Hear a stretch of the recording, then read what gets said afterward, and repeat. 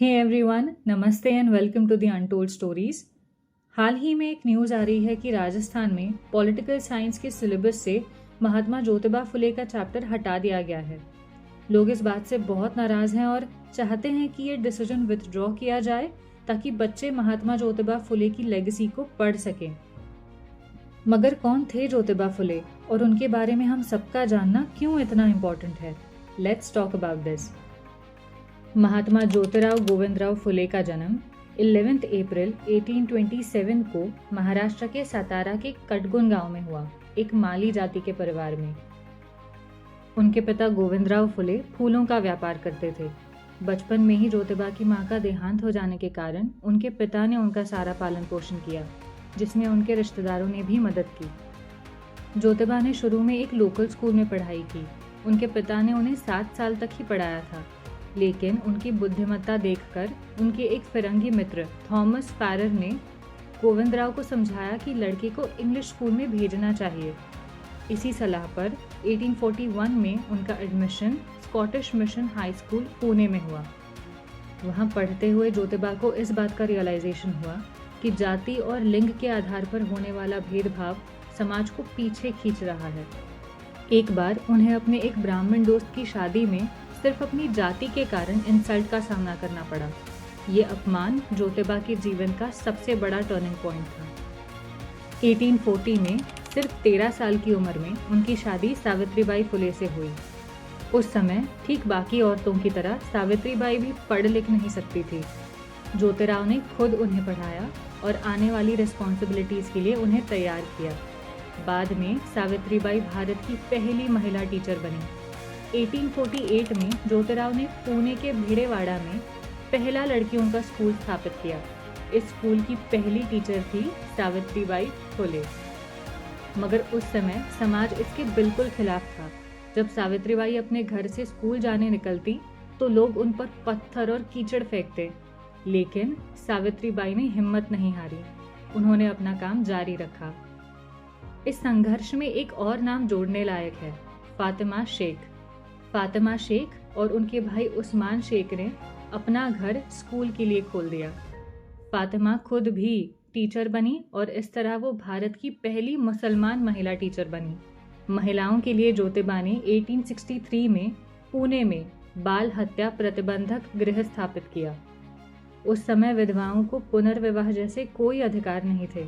उनका जीवन इतनी कठिनाइयों से भरा होता था कि कई बार उनके घर के लोग ही उन पर अत्याचार करते थे। उनकी सुरक्षा के लिए समाज में किसी तरह के कोई प्रावधान नहीं थे। ऐसे में बाल हत्या प्रतिबंधक गृह उनके लिए एक आशा की किरण थी। विधवाएं यहाँ अपनी प्रेगनेंसी के दौरान पूरी सीक्रेसी के साथ रह सकती थी और डिलीवरी के बाद भी वहाँ रहकर अपने बच्चों का पालन पोषण भी कर सकती थीं। 1873 में ज्योतिबा ने सत्यशोधक समाज की स्थापना की। इस समाज का उद्देश्य था जाति प्रथा, अंधविश्वास और ब्राह्मणवाद को तोड़ना। इस समाज ने शादियों को बिना पंडित, बिना जाति भेद और बिना अधिक खर्चे के संपन्न करना शुरू किया। इससे समाज के गरीब और दलित लोगों की काफ़ी मदद हुई। And also it was an eye opener for them. उन्हें ये रियलाइज़ हुआ कि ठीक उसी तरह जैसे हमें अपने माता पिता से बात करने के लिए किसी बिचौलिए की ज़रूरत नहीं होती, वैसे ही ईश्वर हमारे माता पिता हैं। उनसे बात करने के लिए भी हमें किसी बिचौलिए की ज़रूरत नहीं है।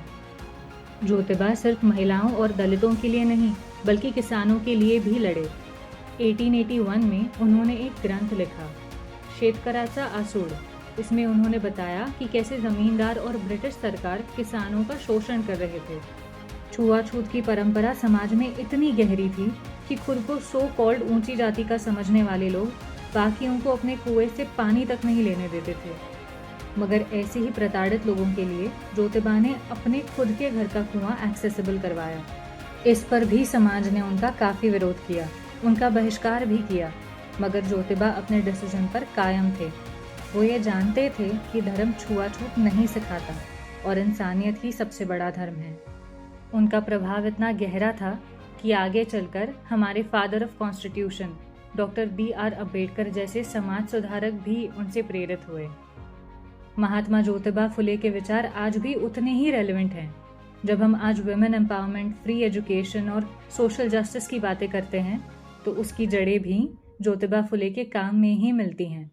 उन्होंने ये साबित किया कि सामाजिक बदलाव ज्ञान और साहस से ही आता है।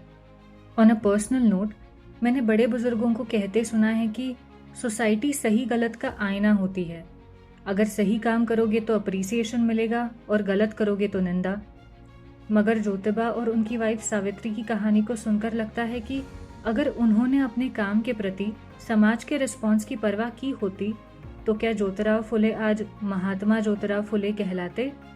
हमारी पीढ़ी के लिए, हमारी आने वाली पीढ़ियों के लिए ज्योतिराव की कहानी सही रास्ता चुनने के कंपस की तरह काम करेगी और इसीलिए ये इम्पोर्टेंट है कि उनकी कहानी हमारे सिलेबस में रहे। अनटोल्ड स्टोरीज के इस वीडियो में आज इतना ही। See you in the next one. Until then, नमस्ते।